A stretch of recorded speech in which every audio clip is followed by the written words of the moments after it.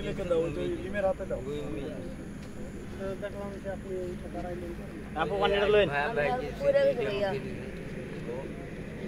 বয় পায় দর্শক। আমার বন্ধু ভাই। আপনার ভাই? আপনার বন্ধু হয়তো আপনার সাথে না, আমার সাথে নাই তো, আমি তো ঘুমবে আছি একলা। এই তোমাদের দেখি দৌড় চলে আইছে আমার কাছে। না কাকা শুনেন, এখন রাতে কয়টা বাজে জানেন?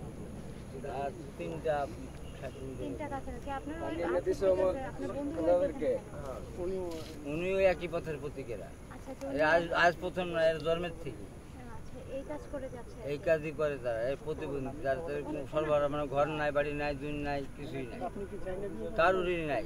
হ্যাঁ যায় না বিকেশ। ওনার হাজবেন্ড কি জানে? ওনার হাজবেন্ড?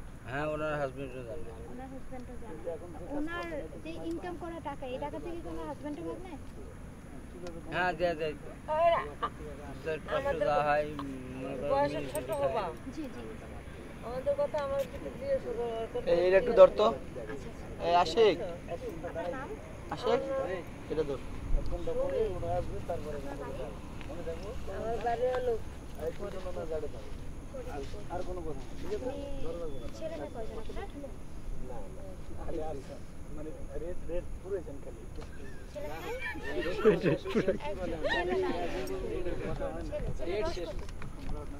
না আবার আর এইদিকে তো চাইপা কারণ এই তিন চাইপা কি করা সবার ক্যামেরা ওকে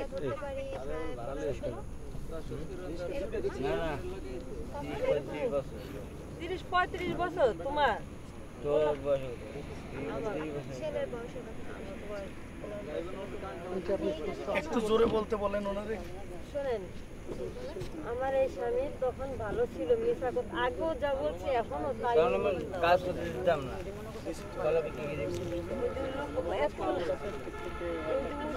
এই ভাইটা ওইখানে আমাকে একবার একা পাইছিল, পরে ওই যে আমাকে দিয়ে ধরেনি, পরে সে আমাকে বলছে যে তোমার কি সমস্যা, মোবাইলের বোমগুলো চার্জারটা না দিলে কেমনে নেব? ওকে ওয়াইছেনি মোবাইলের যে প্রত্যেকের মোবাইলের বোমগুলো এখানে দেন। ওর আগে আশিক কাল আমার ওর হাজবেন্ডের ট্রিটমেন্টের জন্য অনেক আগেও কথা হয়েছে।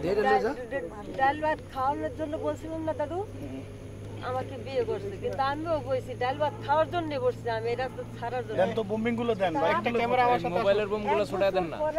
একটা ক্যামেরা আমার সাথে ওষুধ দেখা দিছি, ওষুধ দেখা দেওয়ার পরে এখানে এই দিয়ে এটা শেষ হবে।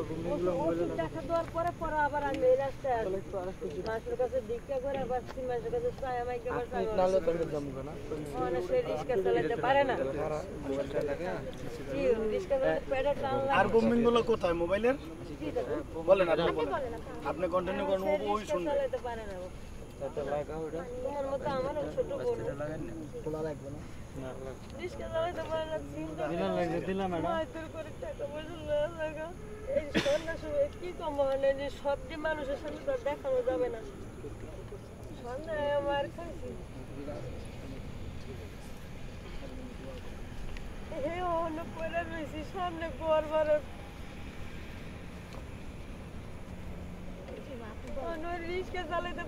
রিক্সা চালাইতে যাইতে চাই, কিন্তু আমি না করি। আবার কোন অঘটন ঘটে, আগের তো কামাই নাই যে আমি ডাক্তার যাই অবশ্য না, আর আমি এই কথা না বাধ্য হইয়া মানে আপনি না পারতে বাধ্য হয়ে এখন এই রাস্তায় আসছেন। এই অসুস্থতার কাজকর্ম কারণে, করতে পারে না তাই। অসুস্থ হওয়ার কারণে ও আমার ভালোই রাখছিল, কিন্তু ওই যে ওইটা হয়েছে যে और फास्ट কিন্তু দিকে বানাইতেছ ক্যামেরা বাবু, এই বাবু তো ফ্ল্যাশটা ক্যামেরা বাড়ি কেউ দিগলা দূর থেকে না আমি জুতোমার মুখ দেখছি অনেক মানুষ এরকম করে একটা পেপার ফটোকপি করে করে মানুষের কাছে সাহায্য সহযোগিতা চায়, বা তারা চিকিৎসা করে। বড় হয়ে গেছে ওরকম ভাবে ওইরকম ভাবে চিকিৎসা করার পরে আমার সারা বছর আপনি মানে টাকা ব্যবসার কাজে কত বছর ধরে আছেন?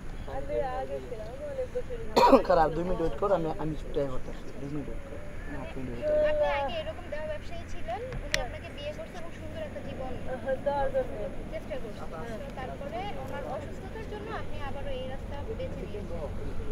তো আপনি কি আমাদের মাধ্যমে দেশ ও দোষ কিছু বলতে চান? কি করবো, অনেক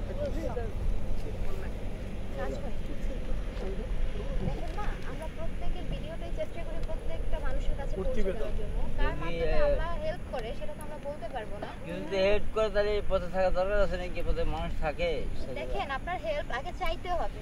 আপনি চাইবেন 50 জনের কাছে, 50 জন আপনাকে দিবে না। এদিকে দুই জনের মায়া হইতে পারে। বর্তমান যুগে চাইতে গেলে কি বলে জানো? কেউ বলে হিরোইনটি, কেউ বলে গাঞ্জাটি, কেউ বলে দেখেন এরকম হিরোইনজি গাঞ্জুটির কাছে মানুষ ধরা খাইবে দিয়ে মনে করে। এই জন্য তো বিশ্বাসটা উঠে গেছে, এর লাগি তো বিশ্বাসটা উঠে গেছে। যেমন ধরেন আমরা এখানে আসছি, এখন তো আপনাদের কেউ এটা বলতে পারবে না যে আপনি হিরোইনজি বা গাঞ্জুটি, এই ধরনের কথা তো কেউ বলতে পারবে না, তাই না? কিন্তু বলতে পারবে না একজন দুজনের কারণে 5 জনের রিজিক নষ্ট।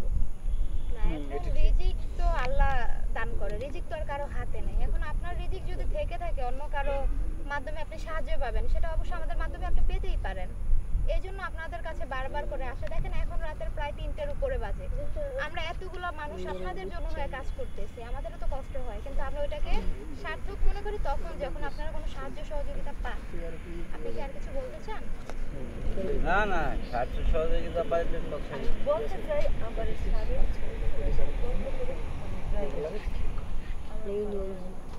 আপনারও এই পথ ভালো লাগে না? আপনার মাসে ইনকাম কত হয়? আগের মতো একদম এমনি 10-12 10-12 মতো হয় না? আপনার প্রত্যেক দিন মনে করেন সর্বনিম্ন কত টাকার কাজ করেন? ঠিক আছে, কোনদিন 500 হয়, কোনদিন 400 হয়, কোনদিন। ভাই বাবু আমারটা খুলে দে। তারপরে ওই দাদু আমাকে একদিন বললো, আচ্ছা আমারটা খোল, কেউ এটা নাই, দেখলাম। কেউ নাই এই জঙ্গল, আপনি একা পড়ে রয়েছেন, আপনি জানেন এই বলছিলাম। হ্যাঁ রাখছিল তখন আমার। আপনি বলছেন আমরা চেষ্টা করছিলাম মানুষের কাছে পৌঁছে দেওয়ার জন্য। মনে হয়েছে যে আপনার আরো একটা ভিডিও নেই, নিলে যদি মানুষজনের চোখে পড়ে আপনি কিছু সাহায্য পাইতেও পারেন। এই জন্য আপনাকে আবার আমরা প্রশ্ন করছি। ঠিক আছে, আমরা সবার কাছে আপনার জন্য সাহায্য সহযোগিতা চাইবো, যেন আপনার জন্য ভালো কিছু আমরা যদি করতে পারি ইনশাআল্লাহ আপনাকে পৌঁছে দেব। আচ্ছা তুই অনেক টাকাই দিও। আচ্ছা এই দেখো সাথী কো না উপরে এটা দিলে ও বন্ধন ঘন্টা দেন। আসলে এর আগে পরে আমরা এনার সাথে অনেকবার কথা বলেছি। অনেকে ভাবতে পারেন যে উনি মিথ্যে বলতে পারে বা এটা সেটা বা কাগজ। ওর সাথে আমি এর আগে ওর 2 বছর ইন্টারভিউ নিয়েছি, ও সেম একই কথাই বলেছেন। এবং আজকে একটা দুঃখজনক বিষয় হচ্ছে, আজকে যখন ওকে আমরা এখানে দেহ ব্যবসা করতে দেখি ওনাকে, প্রথমে ওরা যখন ওখান থেকে দৌড়ে এখানে আসে, এই লোক বলছে দৌড়ানোর দরকার নেই, দাঁড়াও, ওনারা সাংবাদিক। উনি চিনছে বিদায় এখানে দাঁড়াইতে বলছে। ওনার সাথে যখন আমরা এখানে কথা বললাম, দেখে অনেকে অনেকভাবে মন্তব্য করতে পারেন বা কীভাবে করেন জানি না। হয়তো আমার কাছেও খারাপ লাগবে যে স্বামী হয়ে স্ত্রীকে কীভাবে দেহ ব্যবসা করে। ওর তো স্বামী, ও কিন্তু উনি আসলে বিয়ে করেছেন, স্বামীকে নিয়ে সুখে থাকবেন, সংসার করবেন। খাওয়ার জন্য চাইছিলাম, আমি আলু ভর্তি খাওয়ার জন্য চাইছিলাম, কিন্তু আল্লাহ তো আমার ওনার কিন্তু আসলে একটা ছিল যে ওনার স্বামীকে নিয়ে সুখে